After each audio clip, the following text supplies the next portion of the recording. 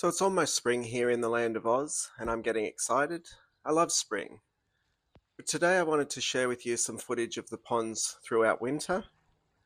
During the winter, I've pretty much done nothing to the ponds, so you'll see plenty of sedimentation and some algae growth. During the day, it's very hard to see any life inside the ponds, so I went for a wander one chilly night with a flashlight to see what I could find. So let's go take a look. For those of you that don't know me, my name is Kev, and the aim of my channel is to help people build and maintain a pond without spending a fortune. If that sounds like something that interests you, feel free to subscribe, and you might like to check out my website, ozponds.com. So one of the first ponds when I walk outside is this little mini pond in a small decorative pot.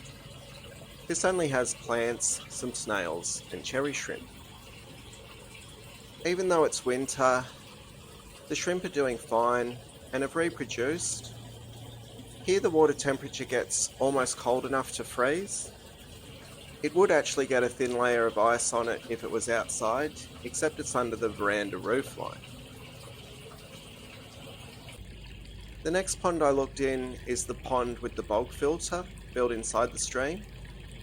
This pond previously had goldfish, but after problems with birds, now I only keep natives.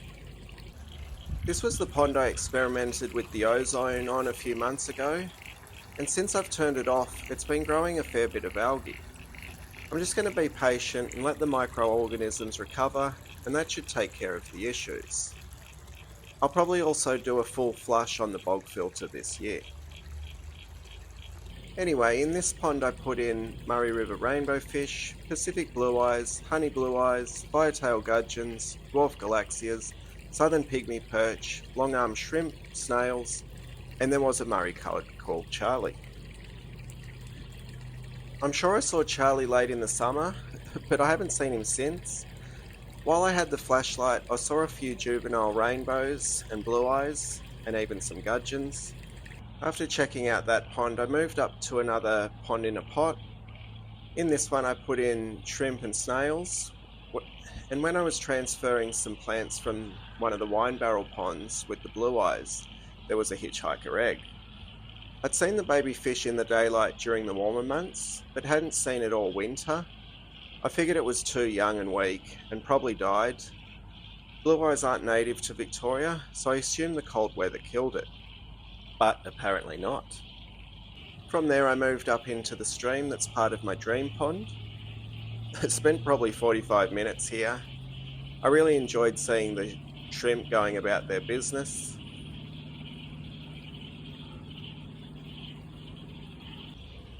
This pond and stream system has native shrimp and various different colours of cherry shrimp. Here the water's very shallow and it's very cold at this time of year, but again they don't seem to mind and they just go about their evening. I wasn't sure what these little bugs were, but they caught my eye. Kind of looked like little fleas. Here you can see some snail eggs and some of those larvae that you always find in fast-flowing water, usually around your waterfalls. There's no fish in the stream, so it's safe for all these critters that would normally be fish food. From there I moved over to the intake bay on the dream pond and started some pygmy perch. Well, I'm pretty sure they're pygmy perch.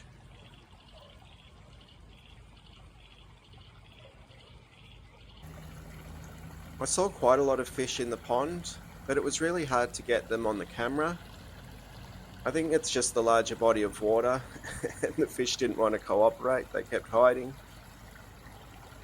In the pond I saw more juvenile blue eyes, so that was cool, and I thought I saw a southern purple spotted gudgeon down in the sediment, but it wouldn't move, and then when it did, it shot off like a bullet.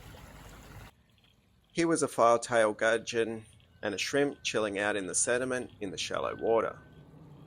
Once the weather warms up, I'll start stirring up all this sediment in the pond, and that'll help move it off to the filters. As I was on my way to the bog filters, I tried to see if I could capture a frog, but they were hiding so well. In the first bog filter I spooked a bunch of fish, but I waited and waited and I couldn't get them to come back.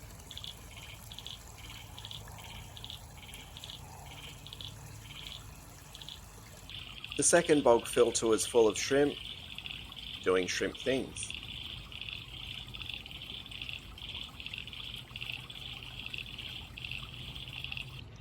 Before I headed down to the courtyard, I had to have another look at the stream.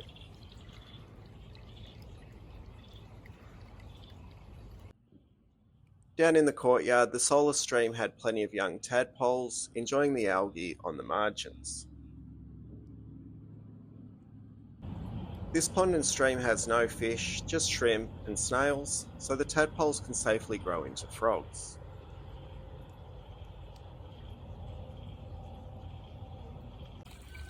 Next I headed over to the courtyard pond. This pond had goldfish and white clouds, but the cormorants came and cleaned them out. But it seems the circle of life goes on, and there were plenty of juveniles still in the pond. Then I moved over to another one of the barrel ponds. This one has rice fish. I think they're annoyed someone is shining lights on them. Then Mrs. Ozponds called me back in, but first I had a quick look in the patio bowl and saw this cool long-armed shrimp.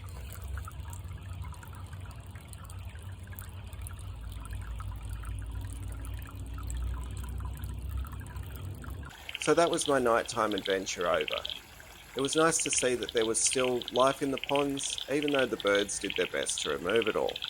I hope you enjoyed this little walk around, and remember you can see all the ponds in daylight by scrolling through my previous uploads and how they were built. Thanks for watching. See ya.